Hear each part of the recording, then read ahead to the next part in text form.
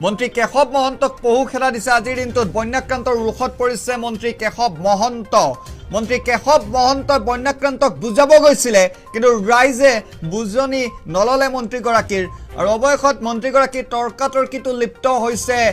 ৰাইজৰ সৈতে উত্তেজিত ৰাইজে পহু খেলা দিছে মন্ত্ৰী কেশৱ মহন্তক মন কৰিব এইখনেই বিজেপিৰ চৰকাৰ 2014 চন 16 চন 21 চনত তেওঁলোকে বানমুক্ত অসমৰ প্ৰতিশ্ৰুতি দিছিলে ঘটনাস্থলীৰ পৰা হাতজোৰ কৰি গাড়ী লৈ পলায়ন কৰিবলৈ বাধ্য হৈছে মন্ত্ৰীগৰাকী নিজ সমষ্টিৰ জনতাৰ ৰুখত পৰিছে মন্ত্ৰী কেশৱ মহন্ত কলিয়াবৰা হাতিমুৰা মথাউৰি নিৰ্মাণৰ সৈতে মণি মাধৱ মহন্তৰ প্ৰতিষ্ঠান জড়িত হৈ থকাৰ অভিযোগ উত্থাপন হৈছে সমান্তৰালকৈ শেহতীয়াকৈ যে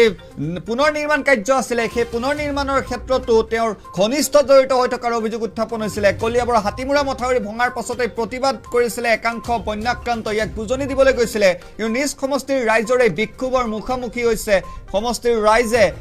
এইবাৰ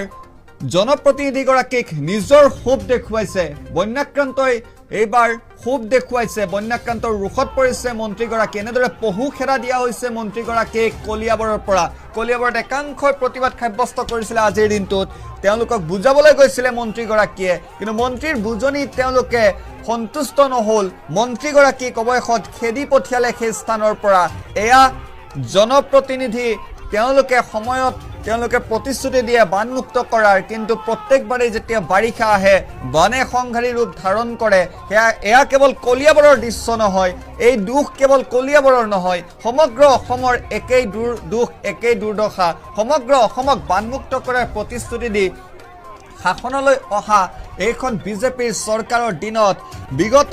2022 চনৰ সময়ছোৱাত আৰু এইবাৰ বানে সংঘাৰী ৰূপ যেনেদৰে ধাৰণ কৰিছে এই সংঘাৰত অৰ্ধ শতাধিক লোক এইবাৰ এই পৰ্যন্ত মৃত্যুবৰণ কৰিবলগীয়া হৈছে এই দৃশ্যসমূহে কৈ যায় যে ৰাইজ আসলতে ৰাইজেই ৰজা গণতন্ত্ৰত ৰাইজ যেতিয়া সুবিধ হৈ পৰে তেতিয়া কোনো মন্ত্ৰী কোনো বিধায়ক কোনো জনপ্ৰতিনিধি তেওঁলোকৰ আগত তিষ্ঠি থাকিব নোৱাৰে